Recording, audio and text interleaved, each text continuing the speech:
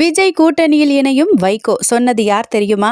Supreme court உத்தரவுக்கு பிறகு நீதி வெல்லும்னு ஒரே வார்த்தையில எக்ஸ்ல பதிவு போட்டுட்டு நிம்மதி பெருமூச்சு விட்டுட்டு இருக்க தாவேகா தலைவர் விஜய் ஒருமுறை நம்ம கூட்டணி ஸ்ட்ராங்காக போகுதுன்னு சொல்லியிருந்தாரு. அது உண்மைதான் போலன்னு நினைக்கிற மாதிரி அரசியல்ல பல திடீர் திருப்பங்கள் ஏற்பட்டிருக்கு. அந்த வகையில கூட்டணிக்கு மதிமுக தலைவர் வைகோ பிள்ளையார் சுழி போட ரெடி ஆகியிருக்கிறதா குற்றம் சாட்டி பேசியிருக்காரு மல்லை சத்யா.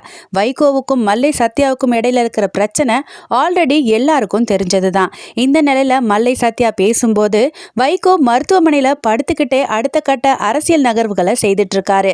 அவரோட அரசியல் போக்கு எப்போதும் நேரடியா இருக்காது. அவர் ஒரு பக்கம் திமுக கூட்டணியில் இருக்கிற மாதிரி நடிச்சுக்கிட்டு இன்னொரு பக்கம் பாஜக கூட நட்பு பாராட்டி வராரு. இப்ப அவர் ஹாஸ்பிட்டலுக்கு போறதும் அங்கிருந்து வர செய்திகளும் பாஜக பிரியாணி வாசனை மாதிரி இருக்கு.